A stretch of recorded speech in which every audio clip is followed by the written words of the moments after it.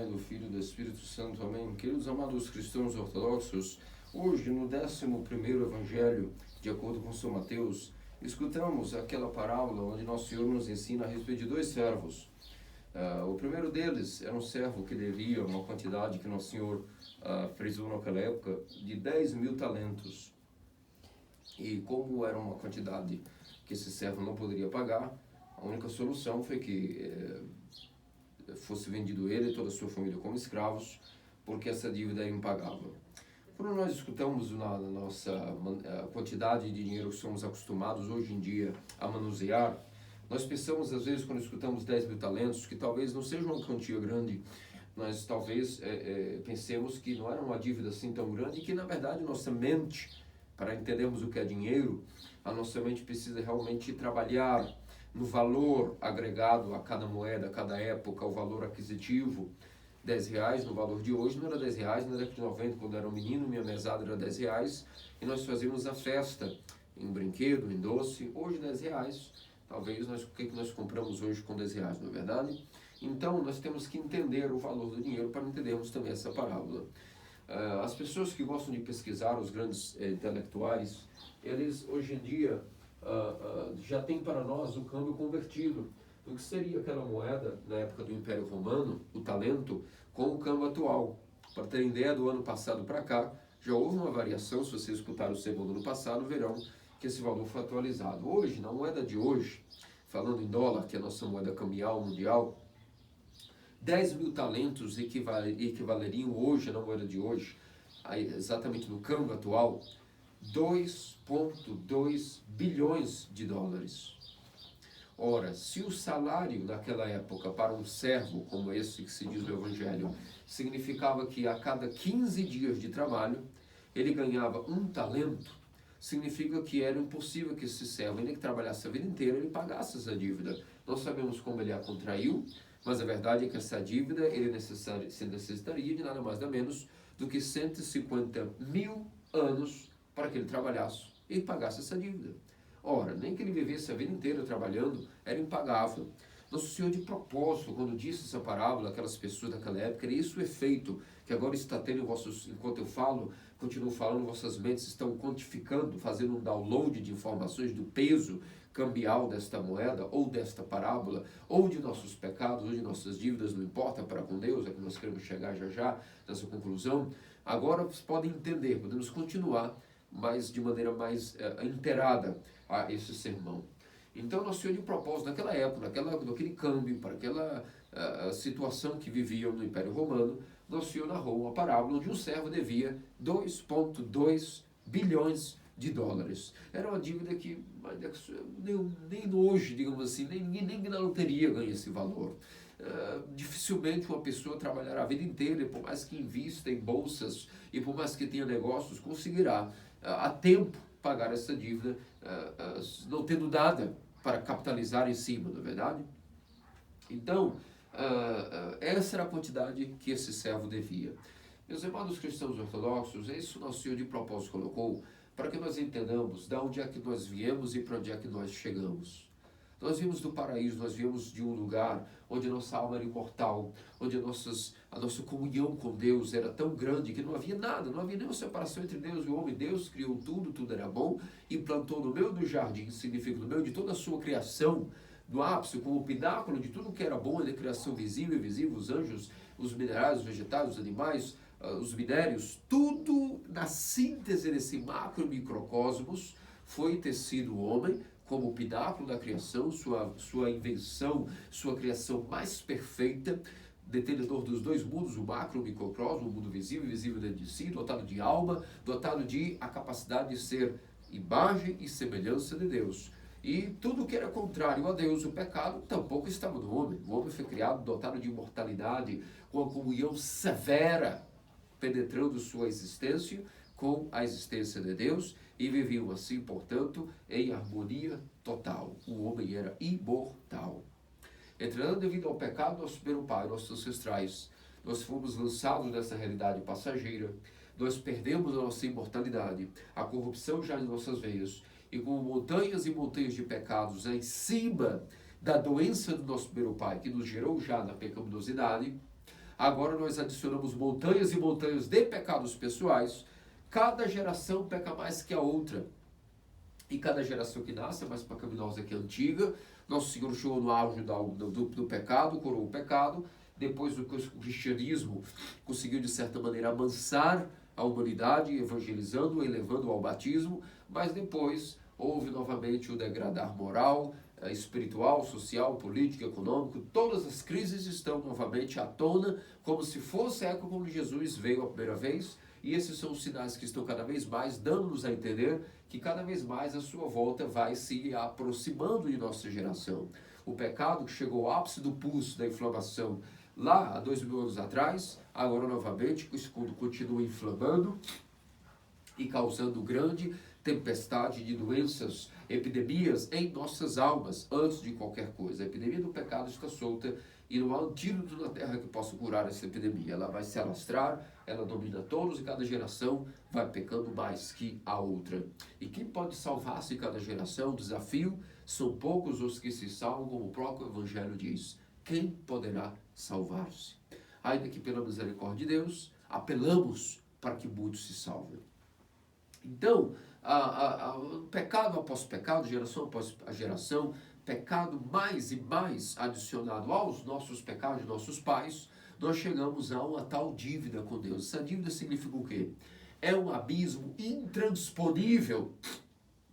A distância que, infelizmente, a queda nos causou entre o que nós tínhamos de comunhão com Deus com a nossa situação atual, é um abismo impenetrável, é uma lacuna que não pode ser preenchida por nada nem ninguém. Isso significa ainda que nós vivêssemos a vida inteira tentando voltar para a comunhão com Deus, uma vez caídos, nem Adão, nenhum de seus filhos, de seus descendentes, jamais podem conseguir, em toda a sua vida, encher novamente aquilo que estava faltando. Essa ponte da terra para o céu é impossível de ser preenchida por um homem. Isso significa, portanto, os 10.000 talentos. A vida inteira do homem não é suficiente para que ele possa arrepender de seus pecados, conseguir voltar a comunhão com Deus, porque a queda nos espatifou no meio do solo do pecado. Chão duro que é o pecado seria o amortecer de nossas enfermidades, nossa alma. Estamos completamente despedaçados, como cantamos em vários cânones de arrependimento, que sempre utilizam essas palavras de estarmos espatifados, despedaçados, devido às artimanhas do demônio, em que nós aceitamos, infelizmente, e cooperamos com eles. E é por isso que era necessário que nosso Senhor trabalhasse nessa economia da salvação, pudesse realizar algo que pudesse pagar essa dívida. E esse pago, na verdade, só poderia ser realizado por aquele que, primeiro de tudo, foi concebido sem pecado. Nosso Senhor foi concebido não através da participação de um homem, mas através do Espírito Santo. Então, sua própria germidade, sua semente, ou seja, uma vez que a raiz de Adão estava podre, era necessário não só providenciar uma cura, como até mesmo providenciar outra raiz que originasse a nossa nova criação, a nossa nova natureza. E é por isso que a raiz que fez que nosso Senhor nascesse, brotasse, foi uma raiz diferente da raiz de Adão. Não teve participação das paixões, pois o profeta Davi diz que eis que minha mãe concebeu no pecado. Então, devido ao elemento da paixão, nós já somos gerados e concebidos em pecado, e é por isso que não a criança, obviamente quando eu digo isso, não é que a criança herda pecado original, isso não existe, mas a maneira como até nós somos concebidos é devido ao impulso da paixão, a paixão pecaminosa. E é por isso que é uma participação que a corrupção tem já poder, desde a concepção, de estar aí produzindo um ser mortal. O Hades, indiretamente, já tem como estar aí rondando toda a natureza humana, desde sua própria concepção, sua própria semente, que já é podre e corrupta. Então, o Senhor foi originado de outra raiz, de outra semente, uma semente que não era humana, ainda que sua forma era humana, a mãe de Deus. A semente ao qual o forjou é um mistério, é a concepção e partos sobrenaturais que geraram, portanto, a nova raiz. Essa raiz, a dita de Jessé, segundo a Escritura, é uma raiz incorruptível, porque o próprio elemento da paixão não estava na concepção do Senhor, ele foi gerado fora da corrupção, portanto a morte não podia se apoderar dele, era sem pecado, durante toda a sua existência não pecou, e quando morreu, a morte não poderia conter aquele que é o dono da vida e que era sem pecado, porque a morte só pode ter domínio por aqueles que têm pecado, porque a morte é o salário do pecador. Uma vez que o nosso Senhor não tinha pecado, a morte não tinha como afligi-lo em nada, e ele, portanto, tornou-se ele imortal em sua natureza humana,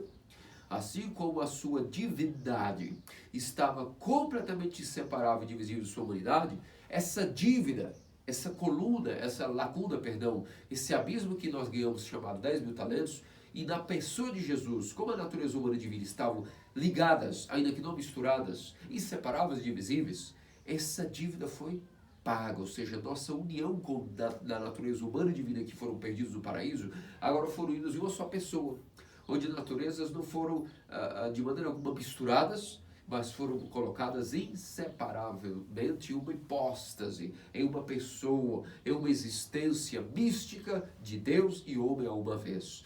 Então a dívida foi paga nele, ele tornou-se fonte de pagamento de dívida, fonte da vida, e não só isso, todos aqueles que participam desta mesma fonte de vida poderiam então pagar as suas dívidas, porque nada que o homem pudesse fazer jamais poderia vir a pagar esta dívida. Somente nosso Senhor, que uniu novamente em sua pessoa a natureza humana e divina, agora consegue, portanto, ter perdoado-nos os 10.000 talentos impagáveis, os 2,2 bilhões de dólares que era impossível que o homem pudesse reaver. Então, nosso Senhor, Deus, foi muito misericordioso. Como essa dívida era impagável, nós podemos pensar, bem, toda dívida é paga quando nós voltamos ao estado inicial da conta, não é verdade? Nós construímos uma dívida, então nós tínhamos o saldo, nos endividamos, a dívida só é quitada quando volta esse saldo ao seu ponto original, sua cotação original. Se era R$10 e eu gastei 30.000, obviamente eu estou devendo aí de 29.990, somente quando eu vou pagar tudo isso e voltar ao meu saldo de R$10, eu poderia dizer que tem minha dívida. Então nosso Senhor poderia ter pensado, bem, devido a terem pecado, uma dívida impagável, e não pode nem voltar ao estado original, como é que eu vou pagar essa dívida, se não podem pagar? Então não é só que eu vou regredi-los ao estado original do paraíso, eu vou ter que levá-los ao estado de não existência. Eu, que sou Deus, posso aniquilar qualquer um, e por isso vou colocá-los ao estado de não existencial. É a única maneira que pagariam a dívida, mas o Senhor não pensou assim. O Criador não estalou os dedos para que desaparecêssemos como a lenda de Thanos. Ao contrário, nosso Senhor o que fez foi utilizar da misericórdia infalível e resolveu pagar essa dívida ele mesmo. Nada que nós pudéssemos fazer, nenhuma das obras de virtude até, nenhuma ascese poderia vir a pagar a dívida que nós mesmos contraímos com o nosso Deus. Então nosso Senhor, Ele mesmo, através de estendido na cruz, derramando o seu sangue pôde redimir-nos de nossos pecados e nossas dívidas, e Ele mesmo, sendo fonte de incorruptibilidade, por ter sido concebido sem pecado, também todos aqueles que participam de sua natureza humana e divina, também são originados daquilo que é uma nova vida em Cristo. Se Cristo e sua pessoa é a união da natureza humana e divina que estavam separadas, endividada a natureza humana, por assim dizer, agora aqueles que participam de sua pessoa também adquirem a paga desta dívida, o pago desta dívida da participação mística da igreja, que é o seu corpo. E essa dívida foi paga, rasgando a célula dos nossos pecados, como nós cantamos na Semana Santa, a célula do rolo dos nossos pecados foi rasgado, Satanás não tinha mais o que reivindicar, porque agora o Senhor, que era sem pecado, pagou a dívida de todos nós de uma maneira inefável, que só Ele pode entender como é que Ele faria essa economia de salvação. Nem os anjos entendiam como é que Deus iria dar conta de salvar um homem tão longe, tão endividado ele estava para com o pecado, para com Deus que nos deu tudo. E essa dívida foi extremamente paga. As virtudes, muito mal compreendidas na teologia heterodoxa, papista e protestante, tampouco poderiam pagar nossas dívidas. Às vezes nós podemos tendenciar a pensar, devido a essas maneiras equivocadas de ver o cristianismo, que as virtudes, o ascese, o jejum, a oração, as esmolas, elas possuem algum poder de pagar dívida para com Deus.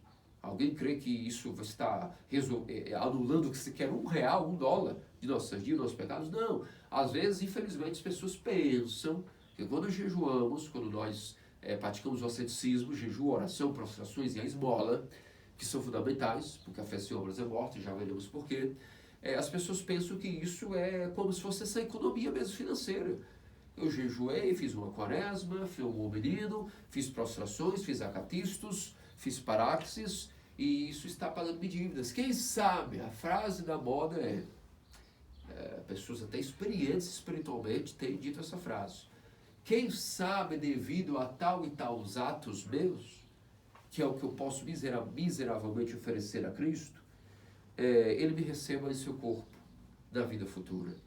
Meus amados cristãos ortodoxos, até mesmo de abades, eu já escutei essas frases hoje em dia. Santo Isaac Sírio nos diz que, na verdade, melhor nós dizemos que não temos nada a oferecer a Deus, mas o nosso desejo, e Ele irá dar o nosso desejo, se o nosso desejo está com Ele no nosso coração, do que confiar que alguma caridade, alguma esmola, será suficiente para preencher essa lacuna de dívida. Ao contrário, essas coisas são apenas, sim, a expressão de um desejo. E aí vamos entender agora, quem realmente tem desejo de ter comunhão com Deus, é óbvio que manifesta o efeito natural do desejo de estar comungando com Deus, é viver para uma simples profissão. Jejum, oração, prostrações, esmolas e todas as obras de caridade. Quem entendeu bem a vida espiritual, agora faz isso não como um bom menino recebendo score, recebendo crédito para com suas dívidas. Isso não existe.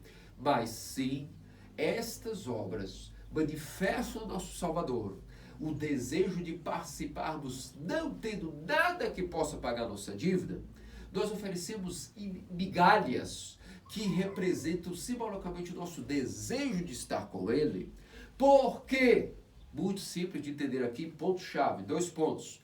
Continuando, quem não pratica a ascese, automaticamente está praticando vícios e paixões. Não existe um estado neutral, onde o homem esteja agora entre a linha tênue, entre o pecado de um lado, à esquerda, e a virtude à direita, e ele diz, não estou nem aumentando a virtude, mas também não estou pecando, estou na minha. Esse estado zen, por assim dizer, é fictício. Nós não temos poder sequer de 1 segundo não pecarmos, nem que seja por pensamento, palavra, intenção, memória, se nós não tivermos ao redor disso, na memória e nos pensamentos, dando uma oração. Dos sentimentos, no fulgor do corpo, enfraquecendo com o jejum. Da avareza, que é a idolatria, dando esmolas. E na nossa vontade, que é doentia, sendo obediente ao Pai espiritual, em tudo o que Ele nos pedir, sem questionamento. Volto a dizer, qual a diferença disso de um guru, de uma seita? O guru, o coach, ele não explicará por quê. Ele pedirá e fará para ter um serviço cego de alguém obediente, também cego. Mas aquele que tem luz espiritual, da ortodoxia, sabe que a obediência não é porque nós somos satisfeitos e temos pessoas fantoches para nós mandarmos com os pais espirituais. É que se nós não dermos a eles obediências para que fiquem ocupados, os demônios vão dar a eles não obediências, vão dar a eles liberdade para pecar. E eles, achando que são livres, ainda que a liberdade é um conceito que não existe, é fictício, estarão livres e soltos para fazerem supostamente suas vontades. Significa a vontade não deles, mas dos demônios. Então, também como a terapia, jejum, oração, asceticismo, confissão, esmola, são terapêuticos e são a garantia que, praticando essas virtudes, nós não estamos praticando os vícios. E por isso não salva, só Cristo salva. Só o Salvador salva. Mas, para podermos estar com aquele que salva, temos comunhão com Ele, existem as obras que nos impedem de nos afastarmos dele, as virtudes. Entenderam como a matemática é simples, quando explicada bem da teologia simples cristalina, que é a ortodoxia? Virtudes salvam? Não.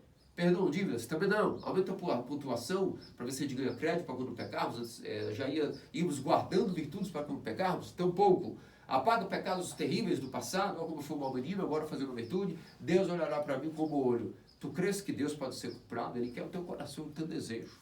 Aí você não ofereça nada em troca. Se você oferecer o desejo e continue pecando, mais ele se alegrou com o coração contrito e quebrantado, ao qual Deus não despreza. E não sacrifício holocausto de bodes e carneiros significam hoje, talvez, esmolas no dia de hoje, onde está na moda a teologia da prosperidade. Tu dá e Deus te dá também. Muito bem, isso não leva nada a ninguém, é uma falsa economia, um falso tesouro que não levará nada no seu oxidação de almas e até de esmolas. Perda de tempo para com esse tipo de caridade. Portanto, meus amados cristãos ortodoxos, vale dizer que essa caridade vem dos demônios. A caridade de Deus ela vem do íntimo, do âmago do coração, pensando que eu não posso ser avarento. A única maneira de não ser avarento é que eu dei os meus bens. E a verdadeira perfeição nesse ponto, porque nós estamos sob a lei, mas sim sob o Evangelho, não dá parte dos bens. Perfeito é aquele que dá todos os seus bens. Essa é a maior virtude chamada no possession, em inglês, traduzindo, a não possessividade de nada. E os casados que precisam ter algumas coisas, padre, como é que eu vou ter? Como é que eu vou sustentar minha família?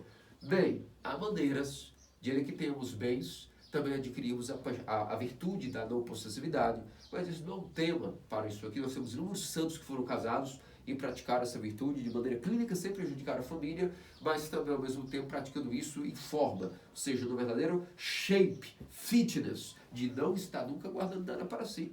Tinham tudo, mas não tinham nada. Por isso eram muito mais inteligentes e virtuosos do que aqueles que, como são os mais humildes, dizem, eu sou um monge.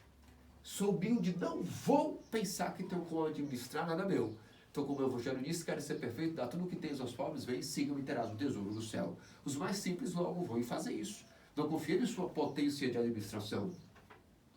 Aqueles que Deus dá o dom de casar, Ele também dá o dom de administrar, pelo menos em teoria falando, e por isso, não tendo desprovido-se imediatamente todas as suas posses, vão multiplicá-las, para como diz Santo Isaac. Misericordioso não é aquele que dá e faz caridade, é aquele que dá de seus próprios meios, do qual ele produziu com seu suor, para prover segundo os seus próprios meios.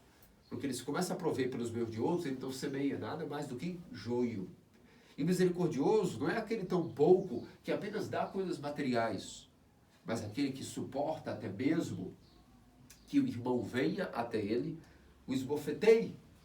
E ele, sendo misericordioso a esse ponto, não vai descaradamente, de maneira abusiva, rechaçar o irmão com palavras árduas, que ele sabe que vão magoar o coração desse irmão, mas pacientemente aceitou essa condição. Claro, estamos falando individualmente. Esse é o verdadeiro homem misericordioso, o verdadeiro justo, como diz Santo Isaac, muito clínico. Como diz, nós estamos sobre o Evangelho, lembre-se, não sobre a lei de Moisés, ou a lei do Antigo Testamento, olho por olho, dente por dente. Por isso, esta é a manobra, a maneira que esse Evangelho, usando a quantidade de 10 mil talentos, e a próxima que nós vamos já averiguar, 100 denários, significa para o nosso modo de vida. Percebe como nós somos um pouquinho humildes e sensíveis ao cristianismo, não à religião, mas é um estilo de vida, um modo de vida ao qual todos podem praticar se quiserem. Então as virtudes estão aí bem colocadas, não como algo que pode salvar, nem que reme pecados, nem tampouco que nos dá condições de crédito para com Deus. Elas são, na verdade, a garantia de nós estarmos tentando estar unidos em comunhão com Deus, que é Deus que salva. Isso os protestantes estão certos, eles estão errados e não entenderam o papel das obras. Mas que somente a fé e a graça de Deus que salva, isso é verdade. Agora, a fé sem obras torna-se morta, ela vai sendo enfraquecida. E para que isso não ocorra, nós vamos irrigando e adubando a fé, com medo de perder esta fé com o nosso Senhor que nos salva, nós vamos dando as virtudes como uma maneira, um método de mantermos a comunhão e a união com aquele que salva, que é aquele que paga a dívida, não é verdade? Pagar a dívida significa estar unido novamente com o nosso Senhor. Agora o Evangelho não acaba aqui. Infelizmente ele passa por uma parte muito triste, uma tragédia. Esse mesmo homem que devia 10 mil talentos, nós, os filhos de Adão, quando nós temos os nossos devedores, nós não praticamos muito bem a coisa dessa mesma maneira econômica como Deus fez. Deus poderia ter feito, a justiça para nós era a não existência. Mas os nossos irmãos nos devem apenas 100 denários. 100 denários da economia de hoje, para vocês terem uma ideia, também os estudiosos, todos os anos atualizam o câmbio. 100 denários da moeda de hoje equivaleria a nada mais nada menos do que 5 mil dólares. 5 mil dólares hoje, no trabalho da cotação de hoje, é equivalente a 3 meses de trabalho. Aqui eu quero fazer um adendo, né? Vamos fazer um câmbio para o Brasil, para que entendam como é a nossa mecânica norte-americana. 5 mil dólares em 3 meses. Eu não ganho isso no Brasil, desculpe, ainda não. Quizá um dia eu possa ter essa rentabilidade, Deus o queira. Mas vamos ver, o salário mínimo no Brasil quanto é? R$ 1.300. 3 vezes 1.300, nós vamos dizer que nós não chegamos aí em reais, chegamos aí nem a 6 mil reais, longe disso, talvez 5 mil reais. Mas fazendo o câmbio, nos Estados Unidos, 3 meses de salário, uma pessoa consegue hoje ganhar 25 mil reais. 5 vezes 5, o câmbio de hoje, não dá 25.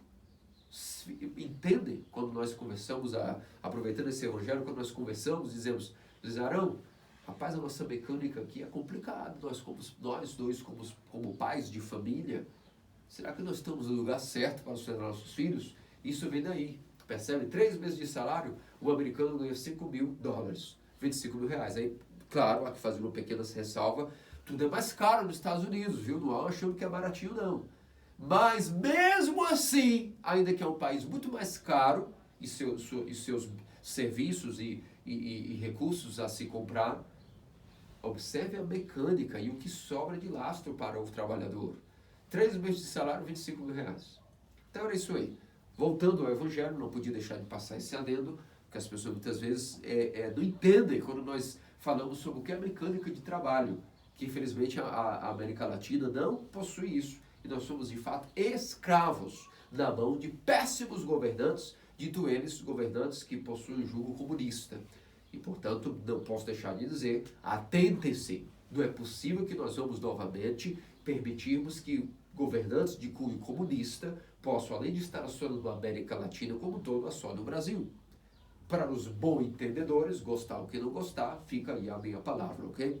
Voltando ao sermão, $5.000 o salário, 3 meses você poderia pagar essa dívida, que é o que importa, 100 denários, 3 meses de salário se pagaria. Claro, 3 meses, volto a dizer, nos Estados Unidos, no Brasil, trabalharia aí, 2 anos? 2 anos nós trabalharíamos, mas pagaríamos.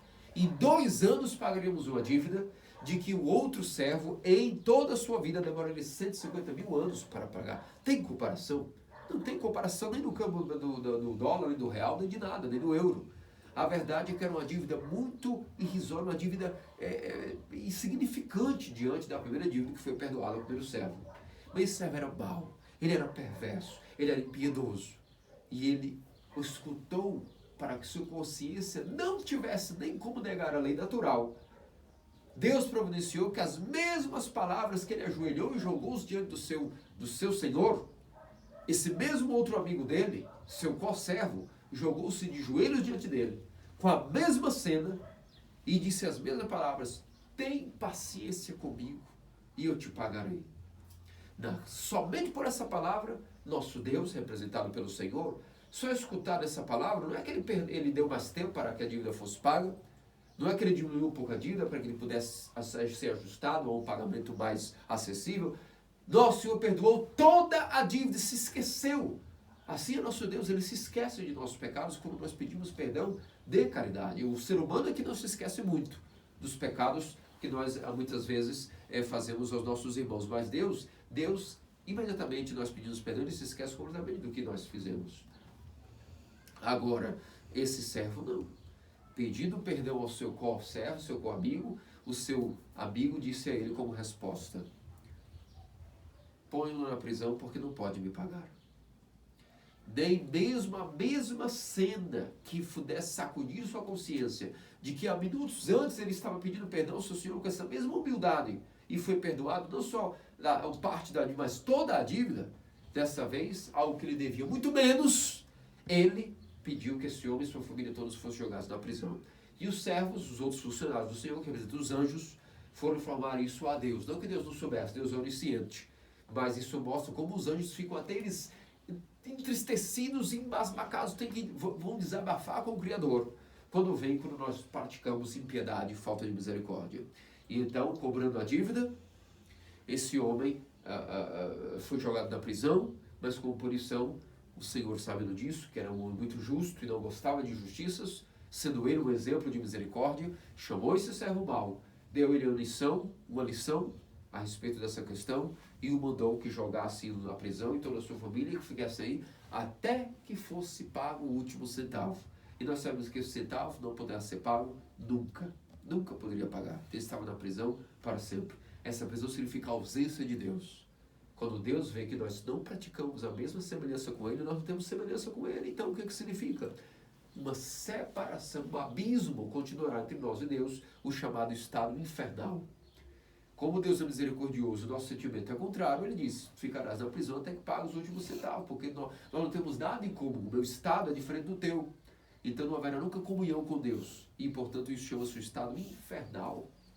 Isso significa, meus amados cristãos ortodoxos, que não há nada mais terrível para Deus do que nós não usarmos do exemplo salvífico que Ele mesmo deu, seu Filho unigênito, que cedido na cruz com seu sangue, violou até as leis mais nobres da moralidade, sendo Ele Deus, se fez digno de ignomínia para a nossa salvação.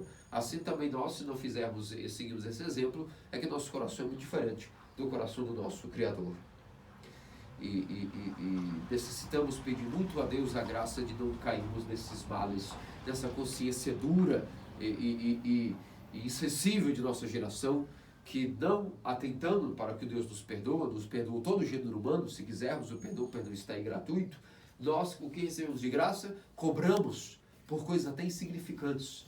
E é por isso que em nosso monastério em Boston seguimos uma regra antiga entre os monastérios, de que uma pessoa que não é capaz de pedir perdão para aqueles que possuem alguma inimizade, essa pessoa ela é automaticamente impedida de, no Pai Nosso, recitar aquela parte: perdoe os nossas dívidas, assim como nós perdoamos os nossos devedores.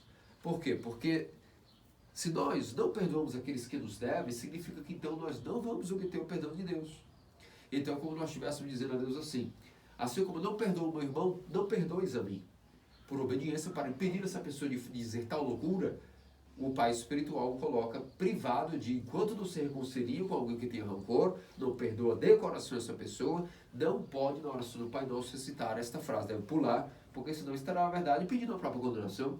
Assim como não perdoo, tu sei que não tu me perdoarás, então, assim como não perdoo os meus devedores, também não perdoo minhas dívidas. Que terrível, meus amados cristãos ortodoxos, esse estado, já inferno na terra. É um estado realmente decrépito, que acaba rapidamente com o ser humano guardar o rancor no coração e não perdoar os nossos inimigos, porque nos foi ordenado. Está no Evangelho, há que perdoar os inimigos. E Cristo deu todo o exemplo, perdoou todos os inimigos de coração. Vê os obstáculos que nossa natureza humana às vezes não consegue perdoar, isso é normal. E há que confessar e pedir a Deus essa força. A força do perdão não vem imediatamente, ela vem de Deus, mas ao menos nós temos que expressar o desejo de pedir esse perdão. E quando nós expressamos esse desejo, então Deus vai dando, vai amolecendo devagarinho o coração, vai dando consolos, vai nos instruindo através de espaços espirituais, através de nossas orações, dos ícones, e até que nós ganhamos um coração amolecido capaz de perdoar. Isso também não vem do dia para a noite, é necessário uma terapia, e esse é o nosso estado doente. O estado de, infelizmente, negar o perdão ao próximo.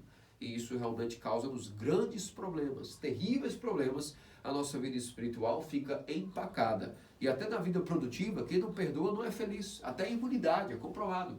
Pessoas que guardam rancor e não perdoam é um dos primeiros cataclismas psicossomáticos que afeta o sistema imunológico. Para verem como realmente algo faz mal ao coração pesado à natureza humana. A pessoa sempre está envelhecida, oxidando mais rápido, sempre com a cara amarrada, com rugas, porque não foi capaz de perdoar. O corpo e a alma estão envelhecendo e adoecendo mais rapidamente do que aqueles que têm o coração feliz e leve, porque ainda que seja duro e ofendidos de alma às vezes, são humildes pelo menos ao ponto de pedirem a Deus a força para perdoar. Porque quem não quer nem pedir a força, veja, não é obrigado nós tenhamos imediatamente a força do perdão, mas não pedir é orgulho. Não querer perdoar é orgulho. Principalmente que nós estamos dizendo que isso é uma lei espiritual na qual Deus mesmo providenciou para que nós pudéssemos ser salvos.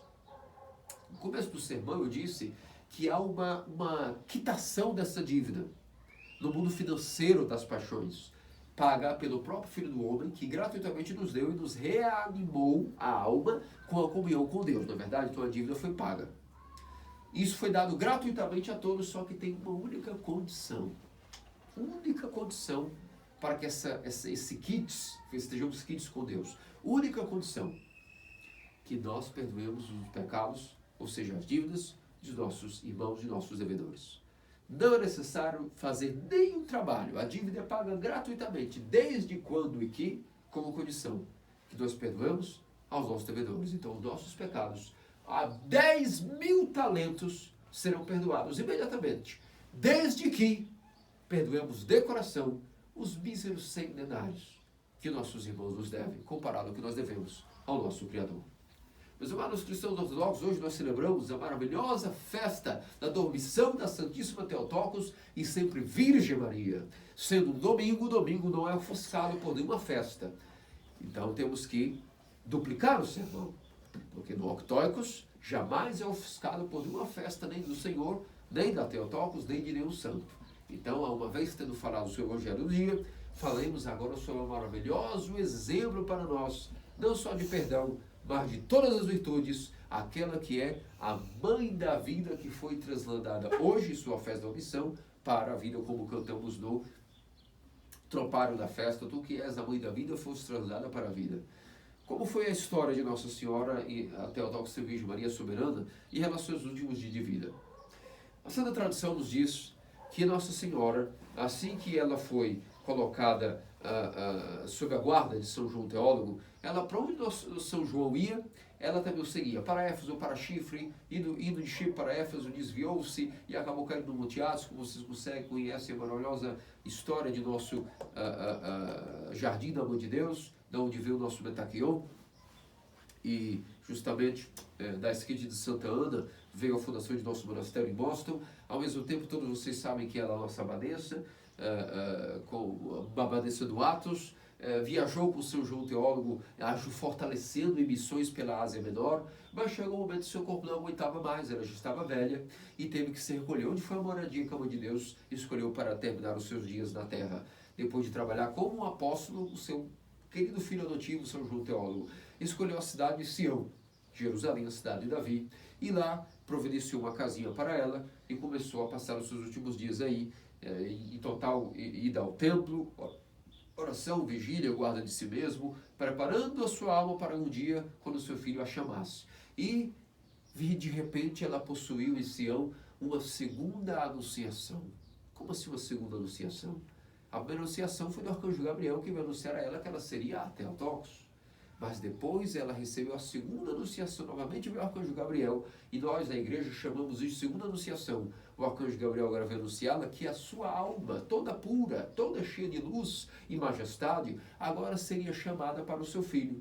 Então, na segunda anunciação, se no primeiro anunciação o sinal de que ele não estava blefando foi o engravidar de Elizabeth de 6 meses e ela pôde visitar e constatar, dessa vez o lírio, após a aparição, foi deixado em sua cama.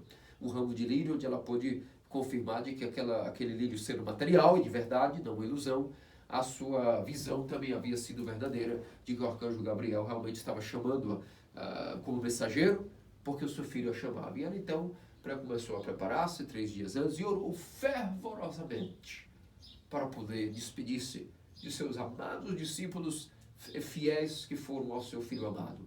E como Deus nada nega a sua mãe, suas orações foram ouvidas. E assim como o apóstolo Felipe narra nos Atos dos Apóstolos, que depois de batizar o eunuco etíope, foi transladado dos céus para outro lugar, e assim do nada reapareceu em outro lugar, assim também os apóstolos misticamente, de onde estavam espalhados pelo mundo, foram transportados, a exemplo do apóstolo Felipe e do profeta Abacuque, que foi levar um prato de legumes ao profeta Daniel na cova, foram transportados do céu e levados misteriosamente à casa de Sião, onde a Theotokos habitava, e então ela pôde despedir de cada um, dar-nos o beijo, o ósculo da despedida, e muito felizes, mas ao mesmo tempo entristecidos, que despediriam agora nesta que foi a mãe de seu Deus e a mãe deles, puderam então despedir-se e fizeram e começaram, portanto, quando ela expirou, viram que uma gloriosa visão começou a aparecer. Todo o telhado se abriu da casa onde estava na Theotokos, e todas as 9 hordas celestiais vieram do céu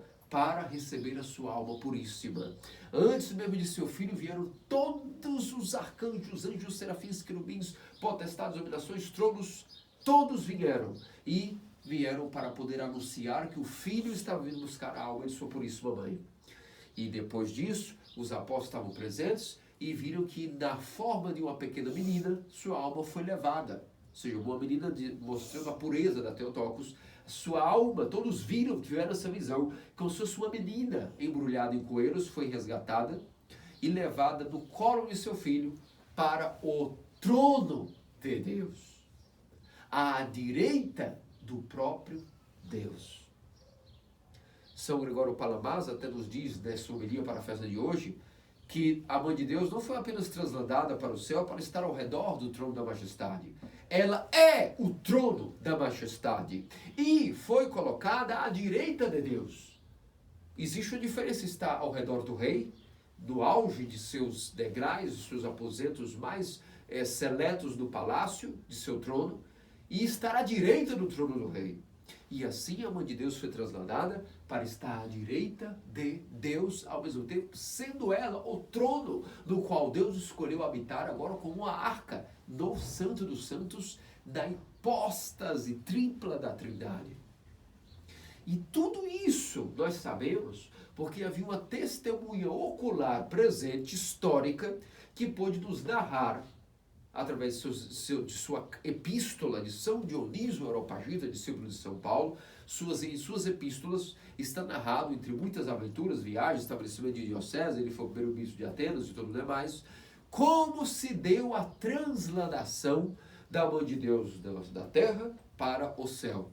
E aí temos aqui, de maneira, os versos da Igreja Terceiro, essas cartas geraram os versos que a igreja, como nós cantamos, na entrada para a liturgia agora nós cantamos: eis que vais tu para o teu descanso, tu e a arca de tua santidade, eis que a mãe da vida foi trasladada para a vida. Todos esses versos que a igreja teceu foram inspirados na epístola de São Dionísio Areopagita, e esses versos inspiraram o ícone da festa, onde no ícone da festa nós temos, de maneira pictórica e imagem, narrado essa cena, onde todos os apóstolos estavam presentes no caixão do ataúde da mãe de Deus, e o nosso Senhor vem receber sua alma como uma menina, alma pura, e toda a corte, todas as 9 hordas celestiais estavam aí fazendo esse trânsito daquilo que era a passagem da mãe de Deus da terra para o céu.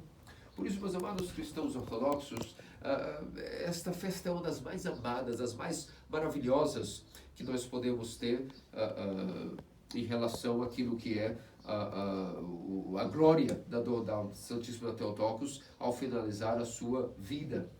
E nos últimos dias de sua vida, portanto, ocorreu uma providência nesses 3 dias. O apóstolo Tomé, como não estava presente na ressurreição de Cristo, que apareceu no cenáculo, no poço fechado dos judeus, provavelmente também não estava presente dentro da habitação de Sião.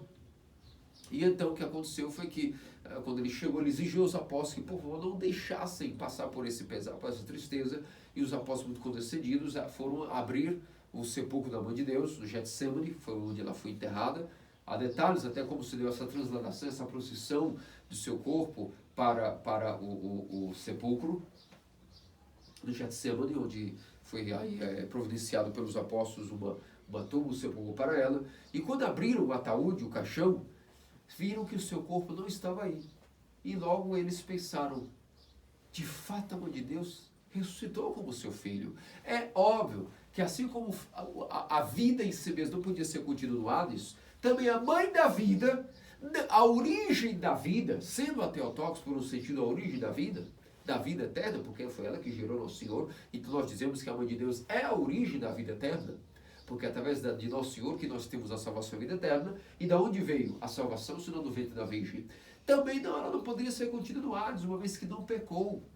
Foi fortalecida por Deus e com sua cooperação e seu esforço, sua sinergia, e nunca pecou. Nem em pensamentos, seus mais íntimos pensamentos eram de fazer qualquer demônio tremer, diante de tanto que os seus puros pensamentos eram Deus mesmo. E então o Hades não podia contê-la, e ela foi erguida de corpo e alma para o trono de Deus. Não somente sua alma foi levada, como 3 dias depois, como seu filho, também seu corpo ressuscitou. E antes do estado que todos nós teremos na vida de nosso Senhor, da Jerusalém Celeste, nos salvarmos, estaremos, portanto, nesse estado incorrupto. A mãe de Deus, por antecipação, já está no estágio que todos os santos estarão na ressurreição dos mortos, ela que era sem pecado.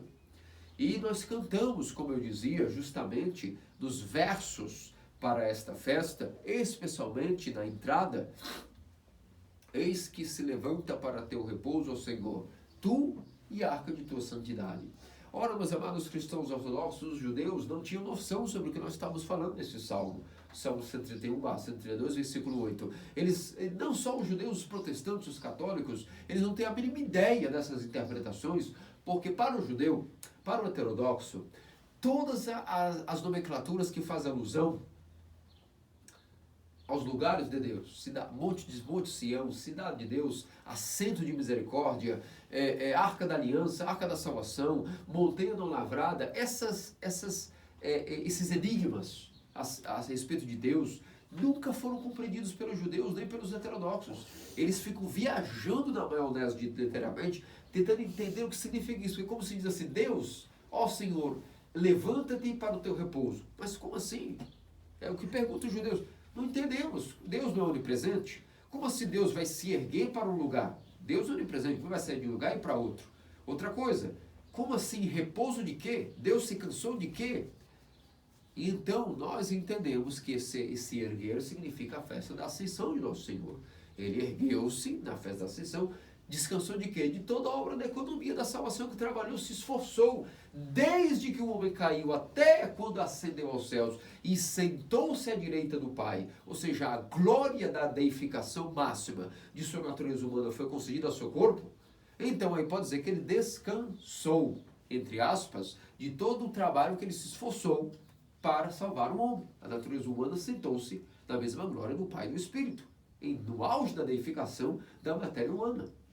E agora não só isso, ei, tu erga-te para o teu repouso, tu e a arca de tua santidade. Essa arca da santidade, muitos pensam, mas como? Que arca? Deus é invisível. O que significa isso? Como? Para onde? Essa arca, assim como o monte lavrado, Monte Sião, cidade de Deus, assento de misericórdia, eram analogias que só são entendidos quando nós teremos que isso eram prefigurações da própria Santíssima Theotokos Virgem Maria, que hoje nós celebramos sua dormição. Como eu dizia, através de São Glória Palamás, ela foi aos céus não para estar ao redor de Deus, para ela ser um trono, o qual Deus pode agora sentar-se. A arca era também um assento, a arca que era carregada, com os querubins desenhados e maciços em ouro, era um trono, na verdade, de onde ela estava parada, sabia-se que Deus invisível sentava-se aí, e quando era aspergida por sangue oferecido, por retorno, Deus é como se visivelmente aspergisse misericórdia para os judeus e dos judeus para todos os outros pagãos. Assim oravam os sumos sacerdotes nos tabernáculos. Assim também nós sabemos que tudo isso só tem sentido na Theotokos. É ela que foi aspergida com sangue, ou seja, com a natureza humana, e esta arca, esse assento, pôde daí encarnar e dar esse sangue para que Deus pudesse fazer aí sua carne. E daí derramar misericórdia a todos. Nós somos os verdadeiros judeus.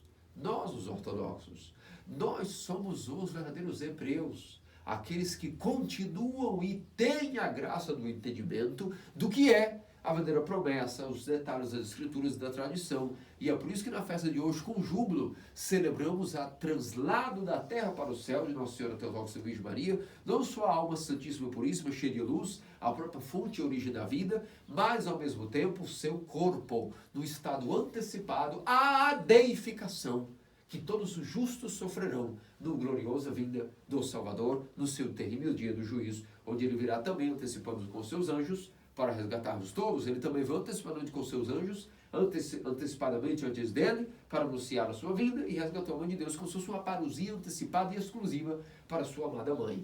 Diante desses fatos históricos, onde quem, até para os protestantes, perdoe-me, pode não crer como nós veneramos a mãe de Deus na ortodoxia, mas negar que São Dionísio é uma figura legítima, histórica e deixou a próprio punho, não me veio com esses argumentos falsos de que esses arquivos são falsificados por Constantino. A diferença aí, amigos, são de 300 anos. E com o teste de carbono você pode ver que as epístolas são muito anteriores a qualquer império romano que foi depois convertido à Santa Igreja. Não que o Império Romano criou a igreja e deu a ela minúcias e nuances a ser. Não, a igreja absorveu, comeu, engoliu dentro de si e transfigurou em algo melhor o Império Romano, vale-se dizer, isso é verdade, histórico.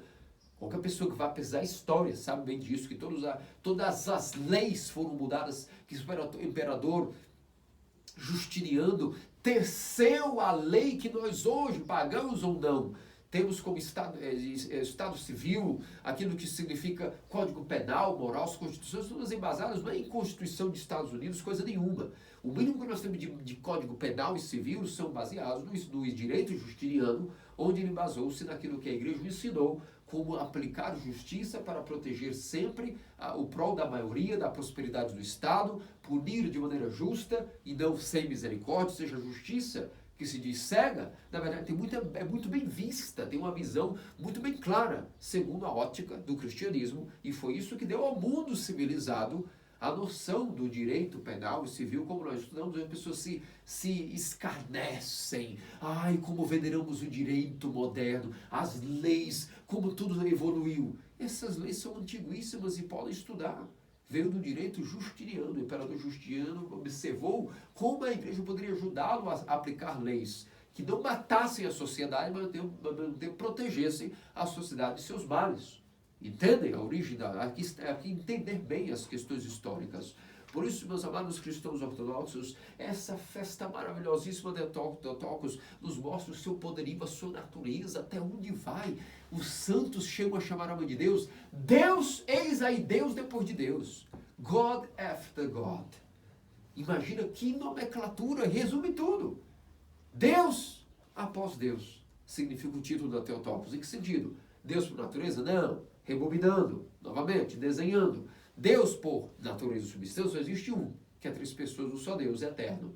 Mas, pela graça, suas criaturas foram inclusive feitas e fabricadas no paraíso para não outra coisa, senão tornassem-se deuses por deificação, não por fruto de maçã, mas por fruto da vida, a comunhão do corpo e sangue de Cristo, sua deificação de seus criados e amados seres humanos para tornarem-se deuses criados. E, portanto, a mãe de Deus, acima de todos os que um dia serão deificados, acima de todos, acima dos querubins, dos serafins, de todos os arcanjos, acima de qualquer cargo que alguém pudesse ter ocupado no céu, após Deus, está a Santíssima Teotocos, no alto grau de graça, que até os anjos e os arcanjos recebem, não só a natureza humana recebe graça da mãe diretamente, da mãe da vida, mas até os anjos e os arcanjos recebem graça primeiro dela, a graça de Deus embute nela toda a sua energia incriada e sua deificação, suas graças salvíficas, e dela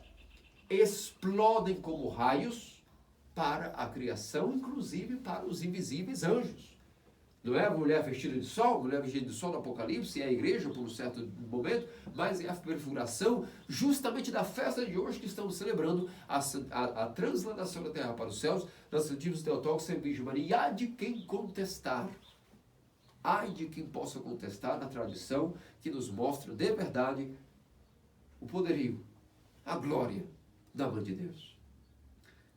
Santo André, o louco por Cristo, de Bizâncio, o Ródovo de Bizâncio, quando teve a sua visão, que pôde, para que tenha uma ideia até onde vai essas graças para os seres humanos e para os anjos, quando Santo André, o louco do Cristo de Bizâncio, pôde ter aquela visão que ascendeu ao terceiro céu e viu coisas que os olhos não podem ver, que os ouvidos não podem escutar, o coração não pode sentir, que não podem ser narradas, de repente, quando veio ao seu discípulo Epifânio, tentou dizer, ei, sabe o que é curioso, Epifânio, seu discípulo? Quando eu estava no auge da divindade, eu vi o trono de Deus, vi a Cristo, vi os arcanjos, vi os santos, vi João Batista, mas eu não pude ver a Teotocos. E sabe o que aconteceu, Epifânio? Eu perguntei ao céu se alguém não pudesse me dizer, entre os anjos e santos, só um detalhe, onde está a mãe de Deus? Que curioso, no auge do trono da divindade, vejo a Trindade, vejo os santos, vejo o João Batista, mas onde está a Teotocos? E então foi-lhe comunicado pelos céus.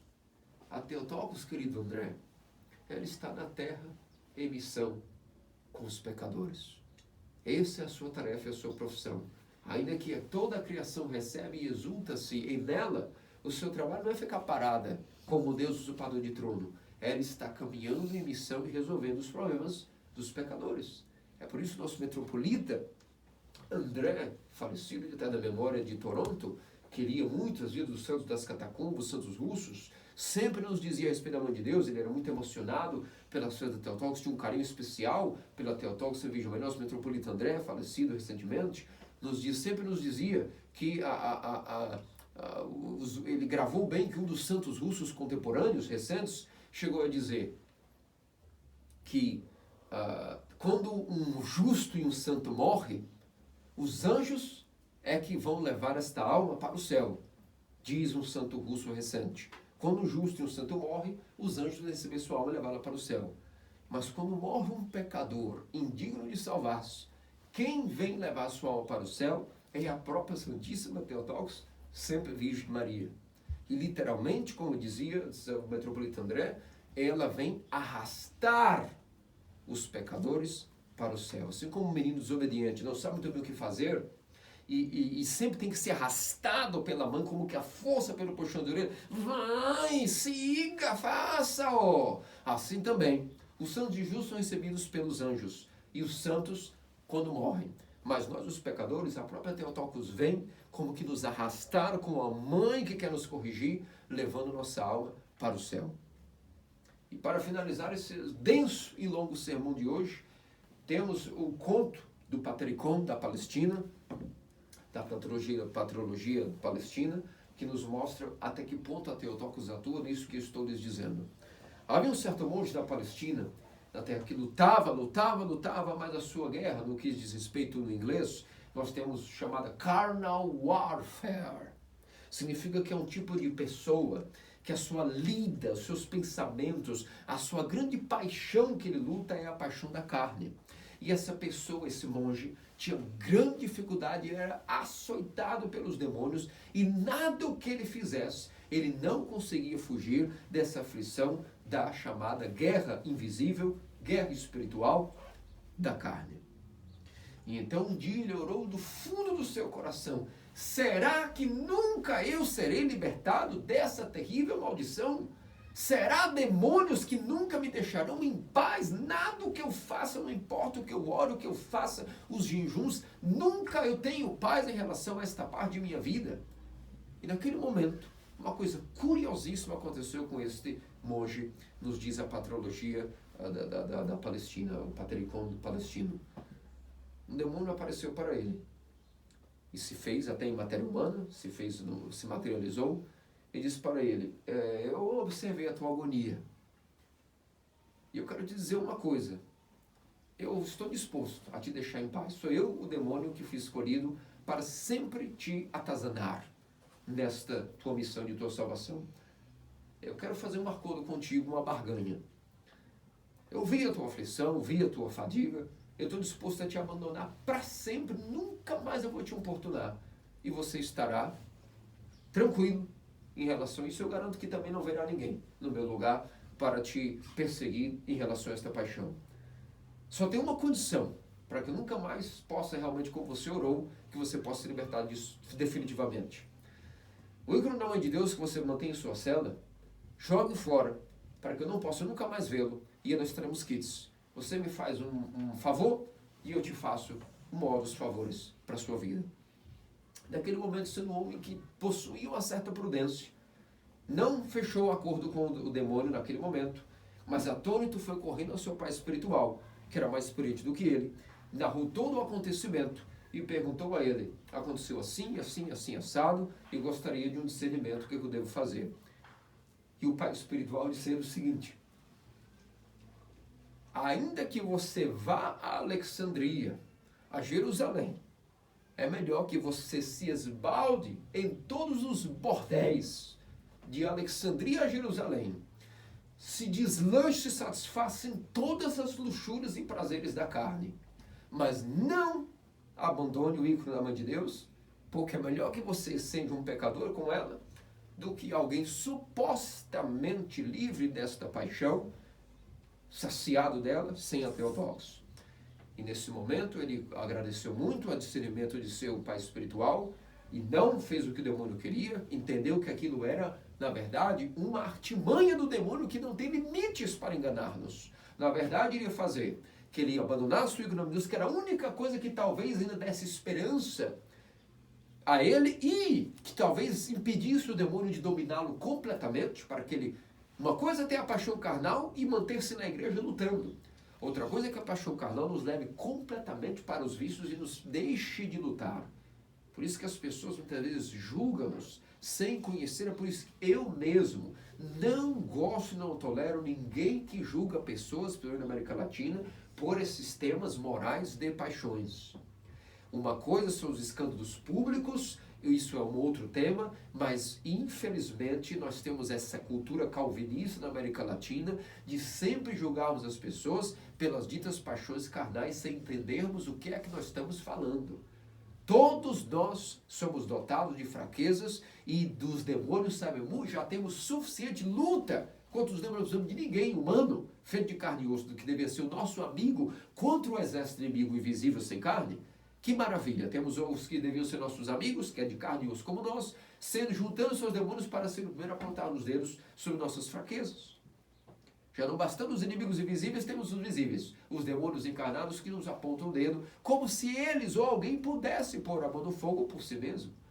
Eu mesmo não posso, e não sei se alguém existe, além da Santíssima Theotokos, que o possa, e por ela e por nós ela põe a mão no fogo. Vem para nos aliviar de nossas paixões, e é exatamente isso que o demônio queria. Que o semícano fosse tirado, ele não iria abandonar o monge, mas iria agora possuí-lo de uma vez para a paixão carnal. E então, quando se lembrou da obediência, foi prudente, não fez, fechou esse acordo, imagine a agonia, tudo que ele queria era um pouco de alívio. E talvez o demônio desse ele alívio um segundo, e depois voltasse com a paixão e o destruísse completamente. E, portanto, com o ícone do Patericon, que ele foi fiel à mãe de Deus, manteve o ícone dela. Esse episódio, na verdade, saiu, esse desespero, esse blefe do demônio, fez que esse demônio se expusesse, e esse homem, sendo fiel ao ícone da Theotokos, conseguiu, pela ajuda dela, manter-se com ela, e de lucro também a longo prazo, também desfazer-se da paixão carnal. Por isso, meus amados cristãos ortodoxos, eis aí os poderes da graça da mãe de Deus, do Theotokos e Virgem Maria. Sem ela, nada podemos fazermos para nos salvarmos. Nós, só Cristo salva, é verdade.